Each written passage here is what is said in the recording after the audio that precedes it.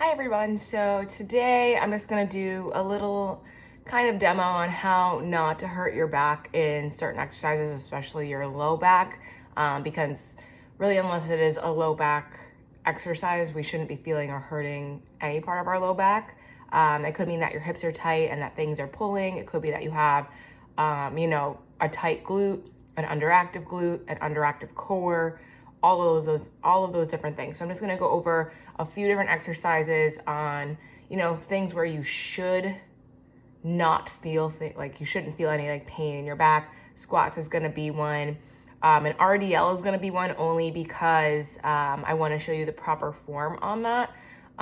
Because if you're not doing it correctly, and it can look to me like you are, but if you're not fully engaging, then you will end up hurting your back when it is slightly a lower back exercise. And I'll also go over ways for your core when we're working your core to make sure that your low back isn't hurting there either. So start off with squats. So right now, my feet are hip width apart as they should be in a squat. My hips are here, right down the line. Unless you have hip or knee issues, that's when you can go into a different type of squat with the toes turned out, a little bit wider stance.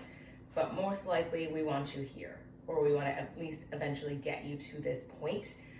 So feet are under your hips. Right now I'm going to do a squat that is going to hurt my back, which is me leading with my hips. You can see that dip right here in my low back.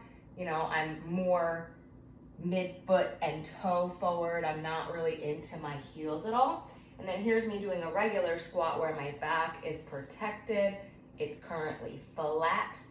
I'm heel heavy. My toes are coming off the ground. If I were to come up like this, there's no arch in my back. It's still nice and flat.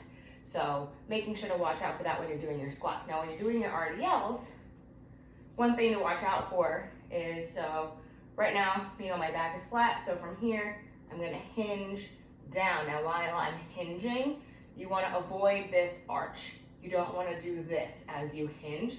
You want to keep the tuck, bring the belly button up so that you can get to a flat back from there, and then you're going to tuck up. So it's all about the scoop and engagement of the core. If you have any type of tightness in your back at all, you may feel that as you're going down for the RDL. You may feel the tightness there. I have very tight back. My rib cage likes to pop out of place a lot. So when I am doing my RDLs, it does feel tight back there, and it is a little bit uncomfortable, but that is the way that my body works. So that's how I have to feel when I'm doing that exercise. Something that you should be feeling in your hamstrings and your glutes.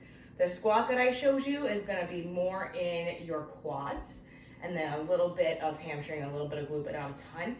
If we were doing a hamstring and glute dominant squat, so like a sumo squat or something like that, we're still making sure that we have that tuck. And when I say that tuck, I don't mean that we're like rounded here like this. I mean, we have just a natural hip tilt to bring us into neutral. It's a very small tuck to get there. And it's the same thing that you're doing when you're doing a core exercise. But for example, we'll do a sumo squat.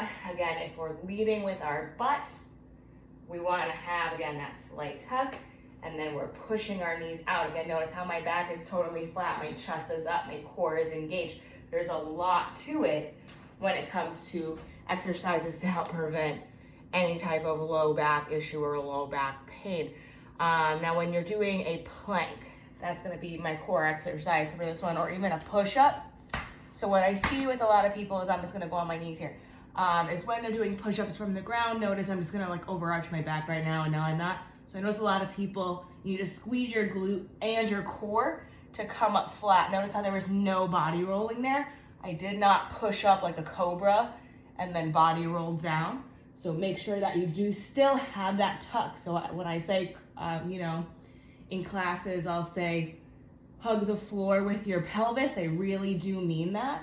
It's the same exact tuck and tilt that you're doing when you're standing. Squeeze the glutes and push up. There was no movement in that low back, so you're not gonna feel anything. It's the same thing as if you were in a plank. I'm just gonna go ahead and hold a knee plank because I don't have the space where I'm at right now to do that. But notice how my back is totally flat here. Flat back, right? I'm not arching, I'm not rounding.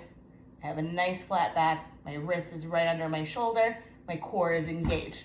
So doing things like that, engaging your core, is really what's gonna help you protect your low back. So if you can't feel that, make sure you flag one of the trainers down. Make sure that if you feel anything in your low back when you shouldn't, that you're flagging us down. If something feels weird, that you're flagging us down and letting us know.